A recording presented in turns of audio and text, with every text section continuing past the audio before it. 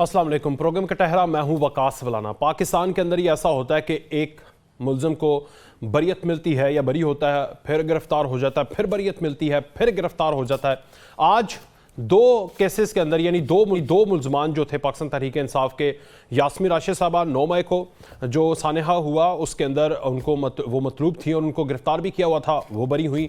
उसके बाद परवेज़ इलाही साहब सदर पाकिस्तान तहरीक इंसाफ पहले लाहौर के अंदर एक मुकदमे के अंदर वो गिरफ्तार हुए, अदालत ने उन्हें बरी कर दिया। अदालत के मजिस्ट्रेट के ऊपर निगरान पंजाब हुकूमत ने इल्ज़ामात लगाए। फिर आज गुजरांवाला की अदालत के अंदर वो पेश हुए दोबारा गिरफ्तार होने के बाद। तो आज फिर 2 मुकदमात के अंदर उनको बरी कर दिया गया है और उसके बाद तीसरा मुकदमा, पहले 2 मुकदमात ठेकों के हवाले से करप्शन के थे और तीसरे मुकदमे के अंदर परवेज़ इलाही को दोबारा फिर से गिरफ्तार कर लिया है। और ना सिर्फ उनको बल्कि जो सेक्रेटरी पंजाब असम्बली राय मुमताज़ हुसैन है उनको भी गिरफ्तार किया है कि पंजाब असम्बली के अंदर मेरिट से ऊपर जाकर इन्होंने नौकरियां बांटी। और यह तो वैसे कहानी 5 माह की थी कि पंजाब के अंदर जितनी करप्शन इस दौर के अंदर परवेज़ इलाही के दौर के अंदर हुई है, पिछले किसी भी दौर के अंदर पंजाब में इतने कम अरसे में किसी भी चीफ मिनिस्टर के ज़ेरे साया इतनी करप्शन हुई हो। और ये मैं नहीं कह रहा बल्कि उनके ही अपने प्रिंसिपल सेक्रेटरी जो हैं वो वीडियो पैगाम के जरिए जो गिरफ्तार आपसे कुछ देर पहले यानी कुछ महीनों पहले वो गिरफ्तार हुए थे, उन्होंने सारी की सारी रोदात सुनाई थी। और उसके बाद परवेज़ इलाही के गिरद घेरा तंग होते होते आज ये नहज पहुंची है कि वो एक मुकदमे में गिरफ्तार होते हैं, बरी होते हैं, दूसरे में होते हैं, बरी होते हैं, और फिर तीसरे मुकदमे में भी उनको 3 दफ़ा, तीसरी दफ़ा उन्हें चौथा मुकदमा ही बनता उनको गिरफ्तार कर लिया गया है। फिर पाकिस्तान तहरीक इंसाफ टूट फूट का शिकार है, रोजाना की बुनियाद के ऊपर जोड़ तोड़ जारी है यहां पर। और जिस तरह पंजाब के अंदर आप देखते हैं ना, गांव के अंदर होता था कि लोए लैलन तो पतीसा काइंड ऑफ, ये इस तरह के आपको अगर आप पंजाब से जो पंजाब के लोग हैं वो तो समझते होंगे, जो देहात से ज़्यादा लोग ताल्लुक़ रखते हैं या छोटे शहरों से, उनको पता है सुबह सुबह एक आवाज़, दोपहर के टाइम एक आवाज़ निकलती थी। जो रेडी वाले, जो छाबड़ी वाले, वो स्पीकर के ऊपर पहले वो खुद आवाज़ें लगाते थे, फिर आहिस्ता आहिस्ता मॉडर्नाइज हुआ तो स्पीकर के ऊपर जिस तरह लोए लैलन के ऊपर आजकल सियासतदान जो है उनकी बोलियां भी लग रही हैं, उनकी वफादारियां भी तब्दील हो रही हैं। उनको समझ नहीं आ रही कि किस धड़े में जाकर हमने बैठना है। हाशिम डोगर पाकिस्तान तहरीक इंसाफ के वजीर दाखिला पंजाब के साबिक, वो भी मुतहरिक हो चुके हैं। उन्होंने भी एक ग्रुप बना लिया है। उन्होंने कहा कि वो सारे के सारे हम ख्याल जो 9 मई के बाद हम ख्याल बने हैं तहरीक इंसाफ के, वो सारे इकट्ठे होंगे और उनकी एक मीटिंग होगी। मीटिंग का जो सारे का सारा सिनेरियो है उसको फिल वक्त तक के लिए उसको हिडन रखा जाएगा, नामालूम रखा जाएगा। जहांगीर तरीन से आप ये तस्वीर में भी देख सकते हैं कि मुख्तलिफ रहनुमा जो है वो मुलाकातें कर रहे हैं। और जहांगीर तरीन भी साबिक वज़ीर आज़म आज़ाद कश्मीर को भी मुलाकात करके उनको भी आप पर शामिल करने की दावत दे चुके हैं। चौधरी शुजात भी उनसे पहले मुलाकात कर चुके हैं। जरदारी साहब ने भी, हम तक खबर पहुंची कि जरदारी साहब ने भी रब्ता किया था। पहले जरदारी साहब ने रब्ता किया साबिक वज़ीर आज़म आज़ाद कश्मीर से, और उस रब्ते से पहले, मुलाकात होने से पहले जरदारी साहब से वो जाके चौधरी शुजात से मिले। जरदारी और चौधरी शुजात थोड़े से नाराज हुए, लेकिन चौधरी शुजात को भी इनकार ही मिला उनकी तरफ से। और उसके बाद आज वो जहांगीर तरीन से जाकर मुलाकात हुए। तो पाकिस्तान तहरीक इंसाफ का मुस्तकबिल धड़ों में है, एक धड़ा, 2 धड़ा, और ये सारे धड़े क्या इलेक्शन में कंबाइन होंगे? क्या सूरत हाल बनेगी? पाकिस्तान मुस्लिम लीग नून बड़ी मुतहरिक नहीं नजर आ रही। वो इस सूरत में मुतहरिक नहीं कि वो कहते हैं हमारे तो कैंडिडेट जो हैं सारे के सारे फिल हैं हलकों के अंदर, हमने पहले ही डिसाइड किया, हमें इनकी कोई ज़रूरत नहीं है। हालांकि कुछ उनके अंदर भी आवाज़ें उठ रही हैं कि जो तहरीक इंसाफ के इलेक्टिबल्स आ रहे हैं, जो इस वक्त लोए लैलन के ऊपर बिक रहे हैं, उनको आप अपनी तरफ ले लें, लेकिन उनकी ज़्यादा पार्टी जो है वो इस हवाले से इनकारी है कि उनको नहीं लेना। नवीद मलिक साहब सदर इस्लामाबाद हाई कोर्ट हमारे साथ मौजूद हैं। सेनेटर गौस खान न्याजी साहब पाकिस्तान मुस्लिम लीग नून से, और इम्तियाज़ आलम साहब हमारे साथ सीनियर तजज़ियाकार मौजूद होंगे कुछ देर में। सेनेटर गौस खान न्याजी साहब, मैं आपसे आगाज़ करूँगा, पाकिस्तान मुस्लिम लीग नून इस तरफ क्यों तवज्जो नहीं दे रही? आप लोगों ने इतना मुतहरिक, आप मतलब मुतहरिक उस सूरत में लोगों को लेने में नहीं हो रहे, क्या डिफाइंड है आपके इसी सेटअप के साथ जो कैंडिडेट आपके पहले से मौजूद हैं उसके साथ इन मुख्तलिफ इलेक्टिबल्स का जो मुख्तलिफ धड़ों में बढ़ चुके हैं, इलेक्शन जब भी हो मुकाबला कर लेंगे? जी बहुत शुक्रिया। बात यह है कि ये वो लोग हैं जो हमारी या किसी पीपल्स पार्टी छोड़ के उधर गए थे। ये लोग अपनी क्रेडिबिलिटी खो चुके हैं और हम नहीं चाहते कि दोबारा इनको पार्टी में लिया जाए। कल कला 2-3 साल बाद ये फिर उड़ जाएंगे। तो हमें तो और फिर हमें इसकी ज़रूरत भी नहीं है। हमारे पास ऑलरेडी बड़े कैंडिडेट हैं, बल्कि एक हल्के में 2-2, 3-3 हैं, तो हमें इसकी ज़रूरत नहीं है। ये अपना कोई ठिकाना खुद तलाश करें। जो जिन्होंने अगर अपनी पार्टी के साथ वफा नहीं की तो हमारे साथ क्या करेंगे? वही लोग हैं जो आज कुछ अर्सा पहले हमारे साथ थे, फिर पीटीआई में चले गए, कभी पीपल्स पार्टी में थे।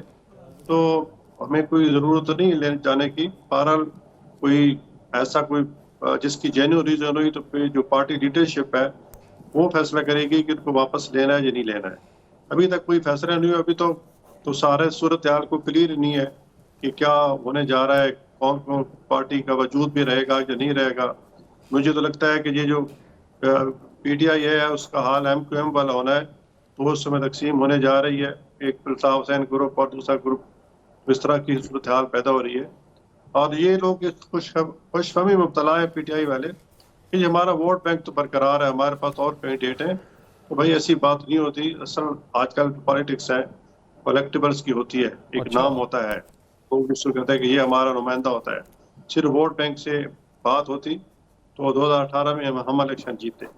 तो ये चीजें हैं। अभी तो कोई फैसला नहीं होगा किसी को लेना है या नहीं लेना है। वो पार्टी लीडरशिप ने मियां नवाज शरीफ और या शहबाज साहब वो फैसला करेंगे अगर किसी को लेना भी हो। लेकिन मुझे जो लग रहा है उसमें ये लग रहा है कि शायद पार्टी किसी और को कबूल नहीं करेगी। तो आपको ये लग रहा है कि ये एक तो पार्टी टूट जाएगी और अब तकरीबन टूट चुकी है, और जो इलेक्टेबल्स हैं वो भी आप देखें ना, वो सारे मोस्टली वही इलेक्टेबल्स नजर आ रहे हैं जो साबिक मेंबर सूबाई असेंबली थे। तो उनको अगर आप ले लेंगे तो आपको, अगर आप समझते हैं कि इलेक्टेबल्स की सियासत है, तो जिन जिन हलकों के अंदर आपके लोग हारे हुए हैं पिछले इलेक्शन में, उन लोगों को आप अगर इलेक्टेबल्स को ले लें तो अच्छा नहीं रहेगा आप लोगों के लिए? नहीं, ऐसी बात नहीं। उस वक्त तो इलेक्टेबल होंगे।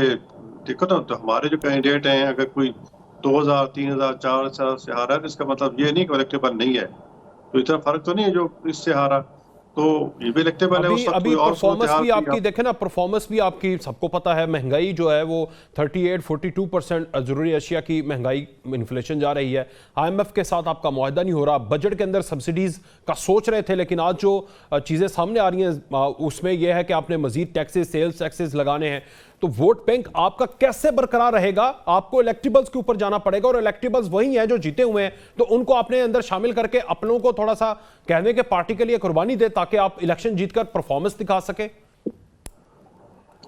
देखिए, पहली बात तो यह है कि जो नून का नजरियाती वोट है वो कभी नहीं टूटा। ये जो 10-15% जो फ्लाइंग वोट होता है ना जी, वो इधर उधर हो जाए जिसकी वजह से रिजल्ट तब्दील हो जाता है। तो वो जो हमसे नाराज इसलिए है कि महंगाई ज्यादा है। आप देखें कि मार्च 2021 से लेकर अप्रैल 2022 तक 10 जिमनी इलेक्शन हुए, 10 में 9 में मुस्लिम लीग नून जीती। वजह क्या थी कि लोग उसके तंग थे। अब हमें जब हमने बादल खासा हुकूमत संभाली, हमें पता था कि खान साहब ने जो एक निकम्मेपन की वजह से या लालमी की वजह से IMF से सख्त शराइत में जो मुआहदा किया है उसके असरात पड़ेंगे और महंगाई बहुत करनी पड़ेगी। ये तो एक इंटरेक्ट एस्टेब्लिशमेंट इमरान खान से पीछे हट गई। तो ज़ाहिर है हमें मौका मिल गया, तो हमने जितनी सियासी पार्टियां हैं सब ने कहा कि जी अब हमें पाकिस्तान तो आखिर हमारा ही है, अगर हम पे नहीं आ गए तो कौन आएगा। तो फिर हमने बादल खासा इसको संभाला पाकिस्तान को। और अभी महंगाई है, लेकिन आप देखें कि पिछले 15-20 से 1 माह से उसमें महंगाई में फर्क आने लगा। नवीद मलिक साहब, फ्यूल के रेट कम हुए हैं, घी के रेट कम हुए हैं, और भी चीजें रेट कम होंगे। इंशाल्लाह महंगाई खत्म होगी तो लोग फिर हमारे साथ होंगे इंशाल्लाह। अच्छा, तो आप ये न्याजी साहब, ये सारी सूरत हाल के बाद अगर यहाँ से आप कह रहे हैं कि महंगाई भी कम कर देंगे, सब कुछ कर देंगे, तो फिर आपको तो चाहिए कि बस बजट के बाद आप जल्द से जल्द असम्बलियाँ तोड़ें अपनी और हुकूमत ख़त्म करें और निगरान सेटअप आए ताकि 60 दिन के अंदर इलेक्शन हो। 13 अगस्त तक हमारा टेन्योर है।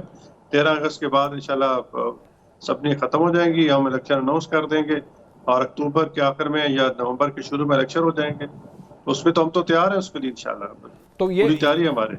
यानी तब तक आप समझते हैं कि इमरान खान के जो वोट हैं, मतलब ये जो पार्टी के ज्यादा से ज्यादा लोग छोड़कर चले जाएंगे, तो आप इस उम्मीद पर हैं कि ये पहले जरा थोड़ा सा मिलिया मेट हो जाए जरा सही हिसाब से, तो उसके बाद आपकी बारी आएगी, उसके बाद आपने इलेक्शन करवाने हैं? या डेफिनेट है कि अगर इमरान खान के साथ कुछ लोग रहे भी, ये पार्टी हिस्सा ले भी, तो हमने इलेक्शन करवा देने हैं? बिल्कुल जी, हम ये सोचते हैं कि मुल्क में इस वक्त जो हालात हैं हमारे बैरून मुल्क जो एग्रीमेंट है सारे वो देख रहे हैं कि नई हुकूमत के साथ हमारे जी नई हुकूमत के साथ जो है ना हमारा वो जो मायदे हैं जो भी बाहर की गवर्नमेंट है वो देखती है कि जी इनके पास वो महीना डेढ़ है। हम भी चाहते हैं कि हमारी जल्दी इलेक्शन हो जाए ताकि हमारे पास एक मैंडेट हो, हम किसी बैरूनी कुव्वत के साथ या बैरून मुल्क के साथ मुआहदे कर सकें। मसला तो मीशत का है, हम भी चाह रहे हैं, लेकिन कोई कानूनी पेचीदगियां ऐसी आ जाती हैं, लॉ एंड ऑर्डर की सिचुएशन ऐसी आ जाती है। अब देखो ना, 9 मई से पहले कुछ हालात कुछ और थे, 9 मई के बाद कुछ और हुए, जो हमारी सिक्योरिटी फोर्सेस पे इस तरह हमले हुए, कोई सोच सकता था कि इस तरह भी हो सकता है। तो उस हालात ऐसे बन चुके हैं कि जिस वजह से इलेक्शन डिले हो रहे हैं। अब देखो ना, उसमें मुल्क उसके तमाम सियासी पार्टियों का एक पेज पे होना जरूरी है कि तमाम की डिमांड हो, सबको एक मैदान, इक्वल मैदान मिले। अब देखो ना, खान साहब कहते हैं कि खान साहब जी जी दियाल साहब, खान साहब का जो है ना जी, खान साहब चाहते हैं कि ऐसे इलेक्शन हो। वो समझ बैठे हैं कि मेरी इतनी पॉपुलैरिटी है कि मैं 2/3 मेजॉरिटी से जीतूंगा और फिर प्राइम मिनिस्टर बनूंगा। अच्छा, अब हालात ऐसे नहीं है, अगर वो नहीं जीत सकते तो क्या हाल नहीं होगा? आप कैसे ये क्राइटेरिया आपने कैसे सेट कर दिया कि वो अब नहीं जीत सकते? मतलब पार्टी तो उनकी कालादम नहीं हुई ना, वो अगर ए बी जी या खंबे को भी वो कह रहे मैं खड़ा कर दूं, उसको भी वोट मिलेंगे, वोट बैंक तो उनके पास है, तो कैसे क्राइटेरिया आपने सेट कर दिया पहले कि वो अब नहीं जीत सकते? जी भाई, वोट बैंक देखो ना, अब संजीदा लोग जितने हैं, जितने इलेक्टेबल जा रहे हैं, ज़ाहिर है हर इलेक्टेबल का एक अपना वोट बैंक होता है। माना अगर एक 80,000 वोट लेता है तो अगर वो तो मैं यही आपको समझा रहा हूं कि अगर इलेक्टेबल्स इमरान खान से निकलकर धड़ों में चले गए तो जीतना तो फिर उन्होंने है, आपने तो फिर भी नहीं जीतना, आपने तो गैप को फिल नहीं किया और आप तो लूजिंग पोजीशन पर है ना अभी भी। वो एक और धड़ा बनाकर फिर आप धड़ों की सियासत करेंगे, उनको अपने अंदर इंडक्ट करेंगे, तो पहले जो बाद में जो इंडक्ट करना है कि वो जीत के इंडक्ट हो तो पहले कर लें, ये मैं आपको समझा रहा हूं। नहीं, पहली बात है कि ये आप हमें छोड़ के पीटीआई गए, पीटीआई से फिर वापस आना चाहते हैं, तो ये एक बंदे के हम कितना ट्रस्ट करें?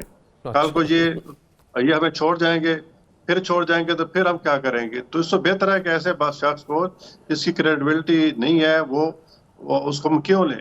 उससे बेहतर अगर हम हार जाए तो वो अच्छी बात है, क्योंकि बंदे इस 5 जो इमरान खान का 4 साल दौर था, उसमें अगर हमारे कोई बंदे पार्टी नहीं छोड़ी है या हमारे साथ खड़े रहे तो उनका ये राइट बनता है कि हम उसको अकोमोडेट करें। जी नवीद मलिक साहब, बहुत शुक्रिया आपका। नवीद मलिक साहब, ये जो चौधरी परवेज इलाही को एक मुकदमे के अंदर गिरफ्तार किया, बरी कर दिया, दूसरे मुकदमे में यानी 2 मुकदमात में उनको फिर से गिरफ्तार किया, फिर बरी हो गए, और अब एक तीसरे मुकदमे में यानी तीसरी दफा, चौथा मुकदमा बनता है आई गेस, उसमें फिर से गिरफ्तार किया है।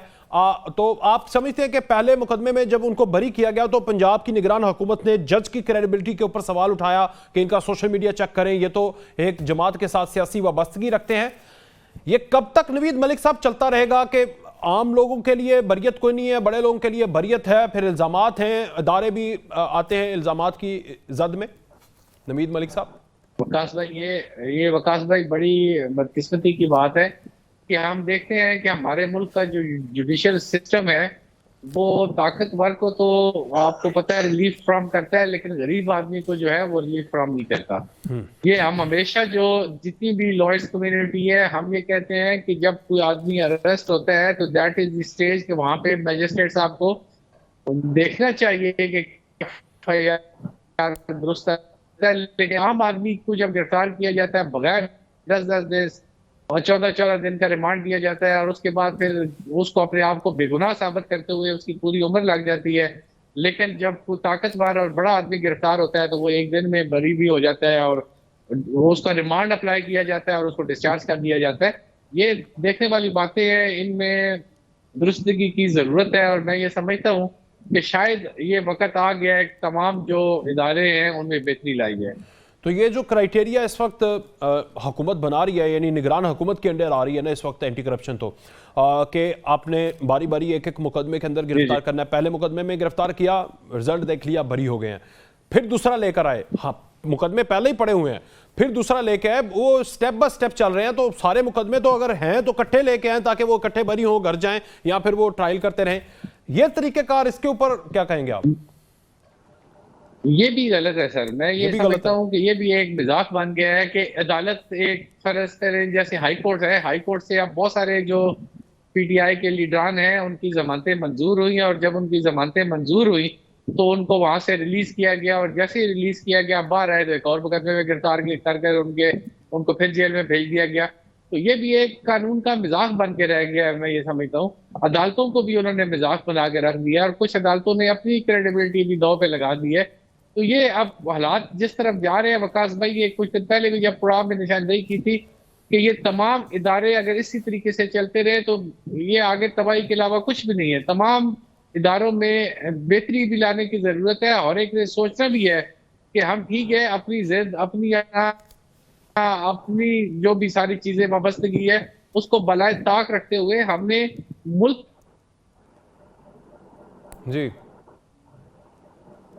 नवीद मलिक साहब, जी ठीक। अच्छा गौस खान न्याजी साहब, ये मुझे एक बात बताइएगा कि चौधरी परवेज इलाही को जिन मुकदमात में गिरफ्तार किया कैसे साबित कर पाएंगे? देखे ना, ये आपने जिस तरह गिरफ्तारी की और उन्होंने बरी लिया, बरियत हासिल की, ये तो वो क्लीन चिट लेकर आ गए ना। या तो स्ट्रॉन्ग मुकदमा बनाते, क्योंकि आप लोग दहाइयां देते थे कि 5 महीनों में खा गया भाई चौधरी, पूरे पंजाब को खा गया। वो देख लें, आपने इधर से मुकदमा किया, इधर से बरी, मुकदमा किया बरी, अब तीसरी दफा वो मुकदमा है या गिरफ्तारी है, अगर वो फिर बरी हो गए तो उनको तो क्लीन चिट दे दी ना आपकी सियासत ने, यानी आपकी निगरान हुकूमत या जो भी है। इसमें दो चीजें हैं कि पहली बात तो यह है कि जो परवेज आई तो वाकई खा गए, चौधरी खा गए। अच्छा, बिल्कुल जो जनरल बाजवा साहब का बयान था कि मुझे हैरत होती है कि जब 150 अरब का पंजाब का तरक्याती बजट था और मुझे समझ नहीं आती कि 3 महीने में 20-25 तक आ गया, तो ये पैसे कहाँ गया? ये बाजवा साहब की वर्डिंग है। तो खाया तो सुन है। अब ये चौधरी साहबान पुराने हैं। अब पहली बात तो यह है कि हम इसकी मुद्दई को मुस्लिम लीग नून नहीं है, उसकी मुद्दई पंजाब गवर्नमेंट है। पंजाब गवर्नमेंट जो है वो निगरान हुकूमत है, वो मुद्दई है। तो आप टेक्निकली समझते हैं कि निगरान हुकूमत का ये काम होता है, या ये जो वो कर रहे हैं, ये मैंडेट लेकर आए हैं वो ये सारी कार्रवाइयां करने का? देखो, कानून अपना रास्ता बनाता है, वो तो बनाएगा, चाहे निगरान हुकूमत हो, चाहे मुस्लिम लीग हो, पीपल्स पार्टी जो भी हो। कानून तो मेरे पर रास्ता बनाता है। हमारे शुरू से जब से शहबाज साहब आए हैं, हमने ये तय किया था कि हम किसी सियासी पार्टी के खिलाफ अधिक नहीं बनेंगे। हाँ, अलबत्ता कानून नैब का इदारा है, तो अगर वो किसी के खिलाफ नैब महसूस करता है कि इसने करप्शन की है, उसको बुलाया तो बुलाए। और इस तरह एंटी करप्शन का समझता है कि किसी करप्शन की है और उसके पास सबूत है तो बुलाए। तो ये इदारा खुद मुद्दई है। तो इसमें अगर वो प्रूव नहीं कर पा रहा तो इसमें हमारा कसूर तो नहीं है, उसमें तो हमारी हुकूमत भी नहीं है। ठीक, तो हम तो चाहते हैं, तो हम तो जमहूरी लोग हैं, हम तो कहते हैं जमहूरी मैदान में मुकाबला किया जाए, और मुल्क में लोग ही सबसे अच्छा जो है ना वो आपकी एहतसाब कर सकते हैं। आप अच्छा परफॉर्म करेंगे, आजकल सोशल मीडिया का दौर है, लोग आपको वोट देंगे, आप करप्शन करेंगे। मुझे समझ आ गई। नवीद मलिक साहब, ये जो एंटी करप्शन है कोई, क्योंकि कल मेरे साथ एक तजियाकार थे ब्रिगेड साहब, उन्होंने कहा कि एंटी करप्शन ने कभी भी हतमी मराहिल में जाकर किसी बड़े फिगर को आज तक सजा नहीं दी। ये तो एक टूल है जो कि जब पाकिस्तान तहरीक इंसाफ का दौर था तो हमराना सनाउल्लाह से लेकर नीचे तक सारे के सारे लोगों को देखते थे जी, आज उस MNA को, उस MPA को नोटिफिकेशन या उसको मुकदमा दर्ज कर दिया एंटी करप्शन ने। तो एंटी करप्शन किस तरह काम करती है? कोई हतमी केसेस आपने अपनी जिंदगी में देखे हैं जिसमें वाकई उन्होंने बड़े फिगर को किसी को सजा दिलाई हो, इस लेवल के, मिनिस्ट्रियल लेवल के एंटी करप्शन ने? सर मैं नहीं, बिल्कुल आप दुरुस्त फरमा रहे हैं। और ये सारी जो खामियां हैं, ये हमारी जो इन्वेस्टिगेशन है और जो जिस तरीके से हम केस को रजिस्टर करते हैं और जिस तरीके से इन्वेस्टिगेट करते हैं, ये तमाम उन खामियों की निशानदेही करती है।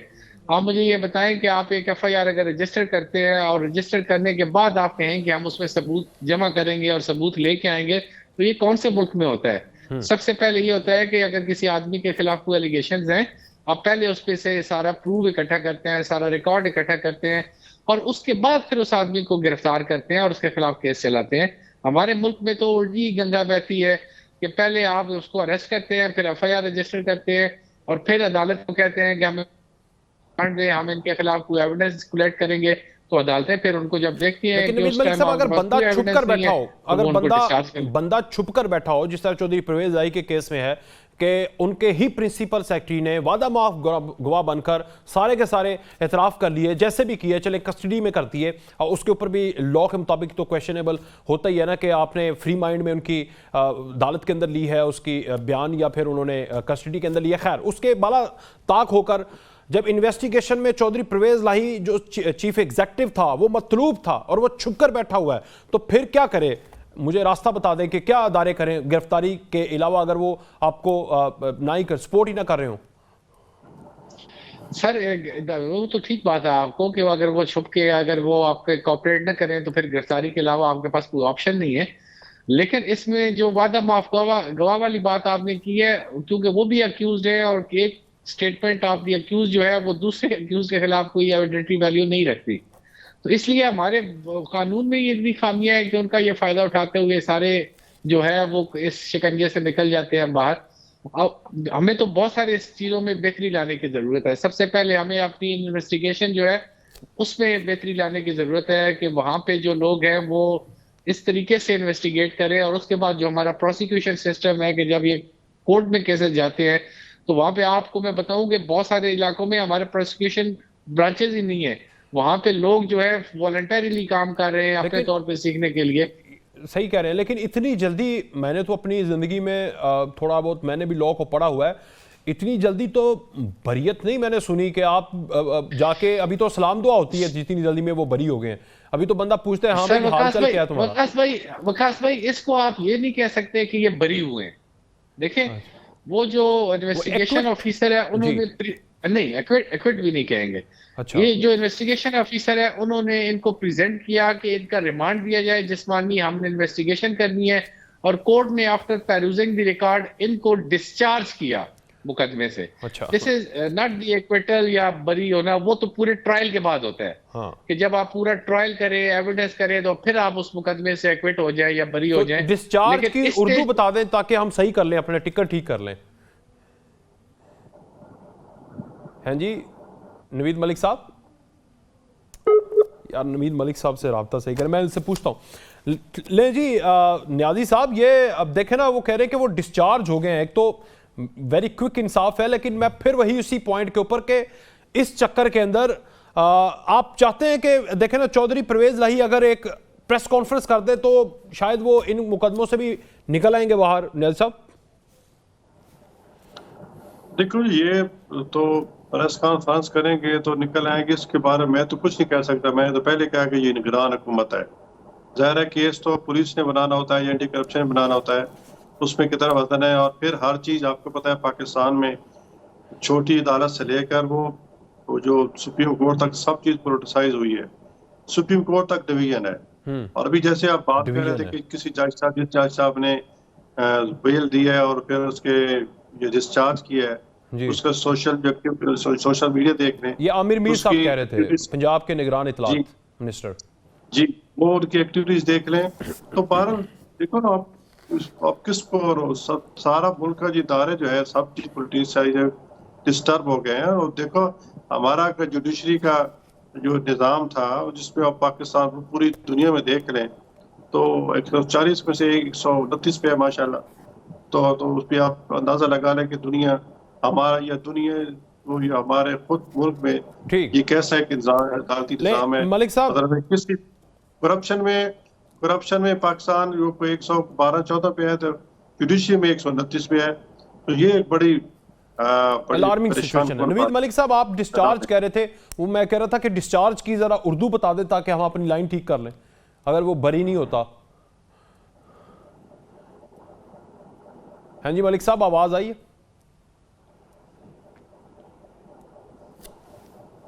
मतलब आपने एलिगेशन साबित नहीं कर सके, खारिज होने वाला मवाद जिसको अगर उर्दू में करें तो डिस्चार्ज का मतलब होता है कि खारिज होने, मुकदमा खारिज कर दिया। हाँ, जब मुकदमा ही खारिज हो गया तो आगे क्या ट्रायल होगा?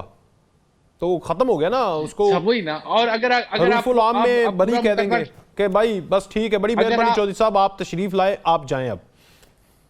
जी, अगर पूरा मुकदमा आप ट्रायल करते हैं, एविडेंस कराते हैं दोनों साइडों से, और एक पूरी प्रोसीजर जो है वो अडॉप्ट करते हैं, तो उसके बाद जब कोर्ट उस मुकदमे से फिर उनको एक्विट करती है या बरी करती है, ठीक है। तो ये दो थोड़ी सी लिटिल बिट इनमें डिफरेंस है। चलें, ये तो आपने समझा दिया। अब जरा ये भी समझाएं कि जो पंजाब की निगरान हुकूमत है, अगर उसकी छत्र छाया के नीचे ये सब कुछ हो रहा है, जिसे ये पॉलिटिकल विक्टिमाइजेशन भी की सूरत में कह रहे हैं, क्या उनका मैंडेट है? या फिर एक दूसरा पॉइंट ये है कि भाई निगरान हो या फिर कोई पूरी फुल फ्लेज हुकूमत हो, निजाम तो चलना है, इदारों ने तो अपना काम करना है। ये तो एंटी करप्शन कर रही है, हाँ एंटी करप्शन को ऊपर तो कोई ना कोई हुकूमत होगी। तो निगरान हुकूमत, एक पॉइंट ये है कि वो कर नहीं सकते, और एक ये है कि ये तो होना है, इदारे तो अपनी जगह पर हैं, तो वो होना है और होने दें। देखें, एक सिस्टम तो चलना है इस मुल्क का, चाहे वो एंटी करप्शन का है, चाहे पुलिस का है, चाहे टेररिस्ट का है। जो भी इदारे हैं उन्होंने अपना काम करना है अपने दायरे अख्तियार में रहते हुए। जहां तक निगरान हुकूमतों की कानूनी या आईनी होने का सवाल है, वो क्वेश्चन मार्क अपनी जगह है कि 90 डेज गुजर जाने के बाद उनका क्या लीगल स्टेटस है, क्या वो आइन के मुताबिक कोई है या नहीं। अभी तक उन्होंने कोई कवर नहीं लिया असेंबली से या किसी जगह से भी कि अगर 90 डेज खत्म हो गए हैं तो वो एक्सटेंड किए जाते हैं या क्या। अभी तक कोई इस हवाले से बिल्कुल खामोशी है। तो इसलिए ये है, लेकिन अब उस सूरत में तो पूरा हम सिस्टम तो नहीं रोक सकते कि वो सारा सिस्टम ही रोक जाए कि जनाब अभी तक कुछ नहीं हुआ। तो वो अपनी जगह पे ठीक काम कर रहे हैं, एंटी करप्शन है या जो भी इदारे हैं। अगर वो ये हाथ पे हाथ रख के बैठ जाए, चूंकि ऊपर से अभी क्लियरनेस नहीं है, तो हम अभी किसी आदमी को अरेस्ट ही नहीं करेंगे या मुल्क में जो मर्जी है जराइम होते रहे, हम उस हवाले से कुछ नहीं करेंगे, तो ऐसे तो मुल्क नहीं चल सकता। तो वो जो इदारे हैं वो अपनी जगह काम करें। ठीक है, मैं इरशाद आरिफ साहब, बहुत शुक्रिया आपका। इरशाद आरिफ साहब, एक मुकदमा निकला उसमें बरियत निकल आई, 2 मुकदमे और निकले उसमें बरियत निकल आई, अब तीसरा मुकदमा निकला है, इस बरियत निकलती है या आगे जाकर ट्रायल होता है, या फिर इस साहब के ऊपर एक प्रेस कॉन्फ्रेंस निकलनी चाहिए जिसके बाद चौधरी साहब घर जाएंगे आराम से? हैं इरशाद साहब? सर जी देखें जी, जब लाहौर इस्लामाबाद हाई कोर्ट का सीनियर जज कहता है कि जनाब छोड़ें, आप हमें क्यों तकलीफ देते हैं, आप प्रेस कॉन्फ्रेंस करें और अपनी जान छुड़ाएं और हमारी जान छोड़ें, तो उसके बाद बेहतरीन फार्मूला और नुस्खा कीमिया तो यही है। लेकिन चौधरी साहब की जिन लोगों से कल बात हुई है वो तो कहते हैं जी प्रेस कॉन्फ्रेंस का सवाल ही पैदा नहीं होता। मैं तो जहाँ हूँ खड़ा हूँ, वफादार आदमी हूँ, मुरब्बत वाला आदमी हूँ और वफादारी निभाने वाला आदमी हूँ, मैं तो कहीं नहीं जा रहा। तो उसके बाद तो फिर जाहिर है ये अगले मुकदमे से भी बरी हो गए, तो फिर उससे अगला मुकदमा भुगतेंगे। तो क्या उस बंदे ने चौधरी साहब से ये नहीं पूछा कि चौधरी शुजात से वफादारी तो नहीं दिखाई थी लास्ट ईयर, जरदारी साहब से तो नहीं दिखाई थी, तब कहाँ गई थी वफादारी? नहीं, जरदारी साहब वो पहले जिसके इत्तेहादी थे उसके साथ खड़े रहे ना जी, उन्होंने तो पोजीशन नहीं बदली, पोजीशन तो चौधरी साहब ने बदली, चौधरी शुजात साहब ने बदली है। सही। वो तो जिसके इत्तेहादी 4.5 साल से थे वो उसके साथ खड़े रहे 3.5 साल से, तो वफादारी तो चौधरी साहब ने, जो शुजात साहब या उनके साहबजादों ने निभाई थी। तो अब आप समझ रहे हैं कि ये प्रेस कॉन्फ्रेंस वाला मामला नहीं है, बल्कि मुकदमात पे मुकदमात निकलते जाएंगे, माफीनामा वो वाला नहीं है। ये कोई नई बात नहीं है, हम माजी में भी देखते रहे हैं, हम भुट्टो साहब के दौर से देख रहे हैं कि चौधरी ज़हुरुल्लाह साहब को पकड़ के भैंस चोरी के मुकदमे में मश जेल में डाल दिया गया था, और अकबर बुख्ती साहब कहते थे कि मुझे भुट्टो साहब ने कहा था कि इनको वहां कत्ल करा दें, लेकिन मैंने इनकार कर दिया था। बुख्ती साहब गवर्नर थे भुट्टो साहब के, तो ये नई बात नहीं है। फिर ज़िया-उल हक के दौर में हमने देखा, फिर परवेज मुशर्रफ के दौर में आप नौजवानों ने भी देखा, पिछले दौर में भी हम देखते रहे कि जो शख्स कत्ल के मुकदमे में होता था, जब वो तौबा तायब हो जाता था या हुब्बुल वतनी का मुजाहरा करता था, तो उसके बाद मुकदमात खत्म हो जाते थे। तो ये कोई नई रिवायत नहीं, ये पीपल्स पार्टी, यही पीपल्स पार्टी, यही मुस्लिम लीग और यही जमातें पहले भी इक़्तिदार में रही हैं, पहले भी यही कुछ करती रही हैं, अब भी यही कुछ कर रही हैं, तो ये होता रहेगा। अब देखना ये है कि चौधरी साहब या दूसरे साहबान जो हैं इस वक्त उनके हौसले पस्त होते हैं या फिर हुकूमत के हौसले पस्त होते हैं। तो इरशाद साहब, ये अच्छी ऑप्शन नहीं है कि चौधरी शुजात के पास चले जाए, जैसे उनके आज साहबजादे भी कह रहे थे, या तो हमारी तरफ आ जाएं या फिर इस तरह करें कि इंडिपेंडेंट एक अपनी पार्टी बना लें ताकि आपकी थोड़ी इज्जत रह जाए? मैं उनका मुशीर नहीं हूँ, अगर मैं मुशीर होता तो फिर मैं मशवरा देता, जरूरी नहीं कि ये मशवरा देता, कोई और मशवरा भी देता, लेकिन चूंकि मैं मुशीर नहीं हूँ मैं सहाफ़ी के तौर पर, तजियाकार के तौर पर आपसे बात कर रहा हूँ। ये उनके मुशीरों का काम है, सहाफ़ियों का काम मशवरे देना नहीं है। सहाफ़ियों का काम तो जो हालात वाक़यात पेश आ रहे हैं उनका तजिया करना है, तो वो अलार्म हम बैठे कर रहे हैं। वार्न करना तो काम हो जाता ना कहीं किसी हद तक के आप एनालिसिस कर लेते हैं, फ्यूचर में वार्न कर सकते हैं आप। नहीं, मुझे क्या जरूरत है कि मैं उनके सियासी अच्छा, मामलात में या सियासी मौक़िफ़ में उनको वार्न करूं या मौक़िफ़। मैंने अर्ज किया है कि जो सूरत हाल इस वक्त की है, जिस तरीके से लोग जिन पर 9 मई के मुकदमा दर्ज थे वो आराम से घर बैठ रहे हैं, जा रहे हैं, तो उसकी वजह से ही ऑनरेबल जज को ये कहना पड़ा था ना, वरना हमारी क्या मजाल है कि हम ये बात कह सकें। ठीक सर, ये अब क्या देख रहे हैं पंजाब के अंदर जो इतने धड़े बन रहे हैं, ये धड़े इसी तरह कायम रह सकते हैं? इनकी माजी के अंदर जो लोग इलेक्टेबल्स इधर से उधर अब अगर वो जहांगीर तरीन के पास या चौधरी शुजात को जाके मिल रहे हैं, तो क्या नून लीग की पोजीशन ऐसी रहेगी? क्या सूरत हाल को आप एनालाइज करेंगे? देखिए, मेरा ख्याल है मुस्तकबिल की जो नक्शा कशी उसमें नून लीग को बहुत ज्यादा गेन नहीं करेगी। गेन अगर करेंगे जरदारी साहब करेंगे, जहांगीर तरीन साहब करेंगे, ज्यादा से ज्यादा यानी मुस्लिम लीग नून को एक फायदा तो बहरहाल हो गया, उनके मुकदमात खत्म हो गए। अगर नवाज शरीफ साहब की नाअहली भी खत्म हो जाती है तो ये भी बहुत बड़ा इनाम होगा। उससे ज्यादा की तवक्को इनको नहीं करनी चाहिए। पंजाब मिल जाए तो गनीमत है, लेकिन जरूरी नहीं कि पंजाब भी इनको मिले। ज्यादा लायन शेयर जो है मुझे तो जरदारी साहब और जहांगीर तरीन साहब वसूल करते नजर आ रहे हैं। जी, गौस खान न्याजी साहब। देखिए जी, उस पे अभी तो हमारा वोट बैंक महफूज है। मैं जैसे पहले कहा कि जुलाई 17 के अलावा 17 जुलाई 22 में जो इलेक्शन हुए थे, उससे पहले जितने इलेक्शन थे उसमें एक नून जीती है। हमारा वोटर खामोश जरूर है। आपकी हुकूमत नहीं थी ना जी? आपकी हुकूमत नहीं थी ना, उससे पहले जितने भी इलेक्शन हुए वो पिछली हुकूमत के टेन्योर में होते रहे हैं। नहीं, उस पर तो अब चूंकि महंगाई हो गई, लोग नाराज हैं, इसका मतलब लोग घर बैठ गए। इसका मतलब ये नहीं कि लोग हमें छोड़ गए। और ये जो लोटर ये ले रहे हैं, अब जितना पीपल्स पार्टी वाले वही लोग ले रहे हैं जो पीटीआई छोड़ के आ रहे हैं। ये पहले पीपल्स पार्टी को छोड़ के हमारे पास आए थे, हमारे छोड़ के पीटीआई में चलेगा, फिर उधर जा रहे हैं। तो ये पीपल्स पार्टी की अपनी मर्जी है। पीपल्स पार्टी को पंजाब में कुछ भी नहीं है। पूरे पंजाब में 371 सीटों में 6 सीटें हैं इनकी। तो वो तो खुश हो रहे हैं कि कुछ हमें बंदे मिल रहे हैं, कुछ इलेक्टेबल होंगे, कुछ नहीं होंगे, तो हमारा वोट बैंक यहाँ बढ़ेगा, हमारे रूट्स बन जाएंगे। वो तो खुश हैं, जो भी आ जाए हमारी पार्टी का वजूद यहाँ बन जाए पंजाब में। आप उनके साथ किसी किस्म की कोई सीट एडजस्टमेंट नहीं करेंगे? क्योंकि आज मखदूम साहब जो उनके सदर पंजाब के सदर हैं पाकिस्तान पीपल्स पार्टी, वो कह रहे थे कि हम यहाँ पर सीट एडजस्टमेंट भी करेंगे नून लीग के साथ। देखो, ये तो फिर लीडरशिप ने फैसला करना है कि सीट एडजस्टमेंट करनी है या नहीं करनी, ये तो वो फैसला करेंगे। अच्छा, मैं जो देख रहा हूँ अपने इलाके में ये वोट बैंक उस तरह आपका वोट बैंक। चले एक छोटी सी ब्रेक लेते हैं जनाब।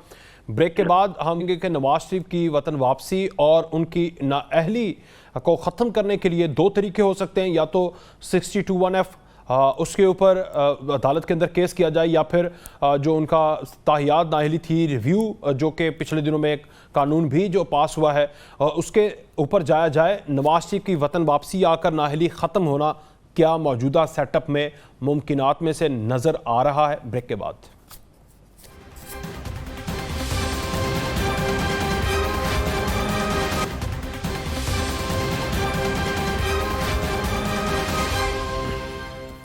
एक जो सबसे बड़ी उम्मीद पाकिस्तान मुस्लिम लीग नून लगाकर बैठी है वो ये है कि नवाज शरीफ साहब वतन वापस आएंगे तो वोट बैंक एकदम से इंक्रीज़ भी होगा, वलवला आएगा, लेकिन साथ जो मुआशी बहरान है क्या उसको वो अंडरमाइन कर पाएंगे? और उनकी वतन वापसी, उसके बाद नाअहली का ख़त्म होना, क्योंकि इस सूरत में जो अभी तक अगर वो वतन वापस आएँ तो शायद एयरपोर्ट से सीधा उनको जेल जाना पड़ेगा। लेकिन इस सारे पैकेज को जो तैयार किया जा रहा है ये मुमकिनात में से है कि नहीं? नवीद मलिक साहब, रिव्यू पिटीशन बिल और सब कुछ के बाद भी क्या मुमकिनात में से है कि वो आकर बरी हो जाए? वो बरी मतलब कि वो खत्म हो जाए उनकी सजा जो ताहियात नाअहली वाली? जी सर, आइन के आर्टिकल 188 में रिव्यू का जो है वो ऑप्शन दिया गया है कि अगर किसी के खिलाफ कोई फैसला हो तो वो उसके खिलाफ रिव्यू पिटीशन फाइल कर सकता है। और उसको अमेंड किया गया अभी review of judgment and order act 2023 के जरिए से मौजूदा हुकूमत ने उसको अमेंड किया और उसमें 2-3 जो है वो उन्होंने अमेंडमेंट्स की।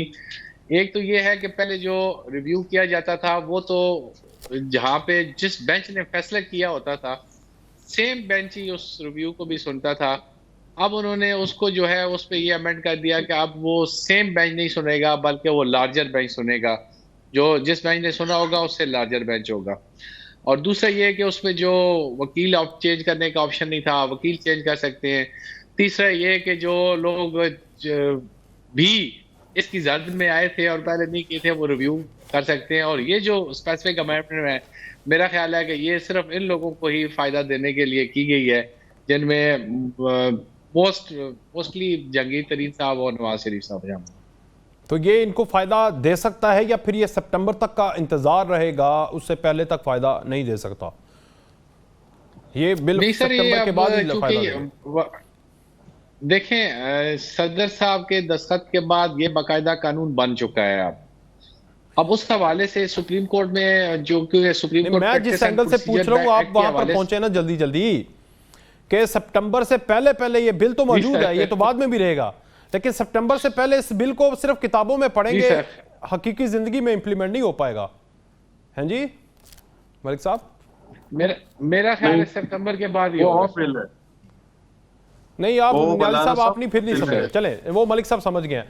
यानी सितंबर 15-16 सितंबर के बाद जो है तब ही नवाज शरीफ जो है इस बिल को इस्तेमाल करने की कोशिश करेंगे। हाँ, इसकी इम्प्लीमेंटेशन ठीक तरीके से होगी न्याजी साहब, ठीक तरीके से सितंबर तक, उसके बाद नवाज शरीफ की वतन वापसी। हैं जी? देखो जी, अपील तो हमने 60 दिन में करनी है। आपको मुझे अभी डाउट है कि क्या इस मियां साहब को इससे पैदा हो सकता है कि नहीं, ये कानूनी नहीं मशवरा दे सकते हैं। फिर उसमें यह है कि जिस दिन कानून मंजूर हुआ है या सदन ने दस्तखत किए हैं तो 60 दिन के अंदर अपील करनी। तो 60 दिन के हिसाब से ये मेरे ख्याल में एक हफ्ता हुआ है, तो 60 दिन के अंदर करेंगे तो ज़ाहिर है सितंबर से पहले अपील करनी पड़ेगी। तो फिर ये चीफ जस्टिस की बंदी होगी, उसी वक्त सुने या बाद में इसको निगरान करेगी, उसकी डिपेंड है। तो उस पे मियां साहब को कुछ पैदा होता है कि नहीं होता है वो तो वक्त बताएगा। लेकिन एक अपील तो ज़ाहिर है हमारी ये सोच है, हमारी लीगल टीम सोच रही है कि अपील कब की जाए और किस वक्त की जाए। अपील तो हमारा हक है, तो अब उस पर अभी हमारी लीगल टीम काम कर रही है। इस बारे में ज़्यादा अपडेट नहीं है, वो वज़ीर कानून साहब ही बता सकते हैं कि उनके क्या प्रोग्राम है करने का। एक अच्छी बात इसलिए आती है जी कि पहले सुप्रीम कोर्ट के फैसले के बाद सिर्फ नजरसानी होती थी, जिसके बहुत ही कम चांस होते, वही बेंच वही वकील सब कुछ, जिसमें कुछ रिलीफ मिले के इम्कान जो है बहुत कम होते थे। जैसे कि सू मोटो नोटिस मिलता था तो उसको कोई अपील नहीं होती थी। अब तो अपील बाकायदा अपील होगी, पहले सिर्फ नजरसानी की इजाजत थी, अब अपील किस है उस पर कोई मतलब अपील की तरह सुना जाएगा, जिस तरह हाई कोर्ट या सुप्रीम कोर्ट में अपील हम करते हैं उस तरह सुना जाएगा। पहले सिर्फ नजरसानी और अपील में बड़ा फर्क होता है जी। नवीद मलिक साहब, ये तो लाहौर हाई कोर्ट में भी शायद इन्होंने अपील की, वहां से मुस्तरद हो गई।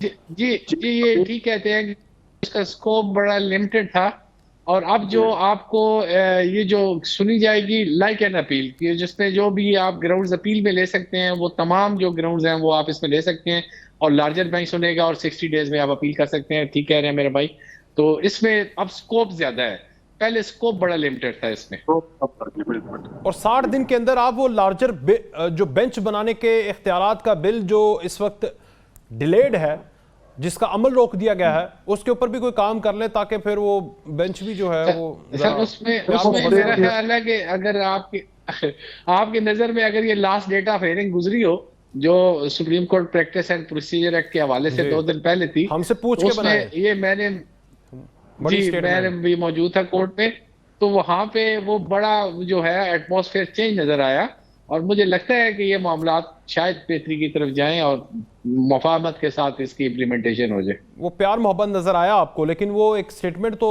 हम तक तो ये पहुंची थी कि वो हमसे पूछकर बनाएं, जिसको इरफान कादिर साहब आज कह रहे थे कि भाई फिर हम फैसले आपको बताते हैं कि हमसे पार्लियामेंट से पूछ के कर लिया करें। उन्होंने ये कहा कि कुछ अटॉर्नी जनरल साहब का भी व्यू था कि कुछ supreme court practice and procedure act का एक सेक्शन और एक जो ये अमेंडमेंट है review of judgment and order act 2023, इन दोनों में जो एक सेक्शन है वो ओवरलैप्स है, तो इसलिए हम उसका जायजा लेना चाहते हैं। तो उसको भी अप्रिशिएट किया बेंच ने, और उन्होंने कहा कि आप इसका जायजा लें और अगर कोई कानून साजी है तो आप मुशावरत से करें, तो उसको उस पर हम फैसला करेंगे बाकायदा। जी ना सब आप और अगर आप अपनी मर्जी से करते रहेंगे तो आप कानून बनाते रहेंगे, हम उसका जुडिशियल रिव्यू करते रहेंगे। वो कह रहे हैं ना कि आप फैसले देते रहेंगे तो फिर हम भी आपको कहते रहेंगे हमसे पूछ के दें, मैं तो फिर जंग चलती रहेगी ना। जी सर। के प्यार मोहब्बत प्रिवेल न्याज़ साहब लग रहा है बात यह है कि हमें देखो आइन 73 का आइन है, उसने तमाम इदारों के अपने इख्तियार तय किए हैं। अभी अगर सुप्रीम कोर्ट ये कहे कि जी हमसे पूछ के हमारी इनपुट हो तो मेरे ख्याल में ये बढ़ी जाती है।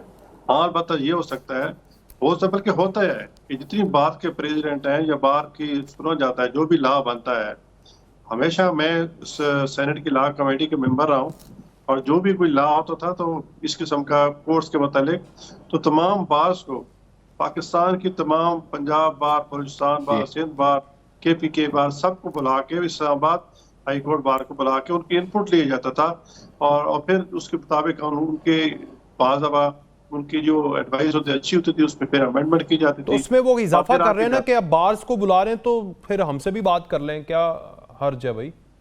नहीं, बात अब उसके लिए माहौल पैदा किया जाए ना। जब आप ऐसा जैसे माहौल बनाया गया है, अब देखो ना हुकूमत में अब अगर एक इमरान खान है, ठीक है जी, एक अभी तक उसमें 60 अरब की करप्शन के केस है, मुलजिम है।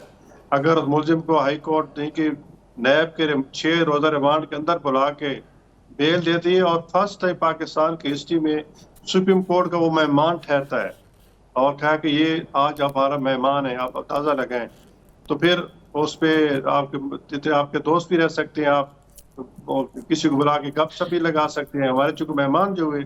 अच्छा। तो इस किस्म के जब फैसले आएंगे या रिलीफ मिलेगा, आप सिर्फ हसद के अलावा और कुछ नहीं कर सकते न्याज़ साहब। ये ऑप्शन उनको ही मिल सकती थी और उनको मिली है, आप लोगों को कहाँ मिलनी है, ना कभी मिलनी थी। तो आप तो फोन कॉल्स करते थे बस माजी में शहबाज शरीफ साहब। नहीं, हमें तो नहीं रिलीफ थी। क्या मरियम साहबा को कैसे गिरफ्तार किया गया? तो वही मैं कह रहा हूँ ना कि हसद से बाहर निकले ना, छोड़ दें, हो गई ऑप्शन, उनको मिल गई, खुश हों, अल्लाह आपको भी दे ऐसी मेहमान नवाजी। हम तो चाहते हैं तमाम को, जितने अगर सुप्रीम कोर्ट समझती है कि सियासी जिस तरह केस हैं तो तमाम को रिलीफ दे ना। आप उनके जब उनके घर के वालों की वीडियो ऑडियो लीक होती हैं वो कि गलत है, ऐसा नहीं होना चाहिए, हम भी समझते हैं प्राइवेसी होनी चाहिए, लेकिन जिस किस्म के वो इजहार करा रहे हैं आप जज साहब, तो ऐसा होना चाहिए।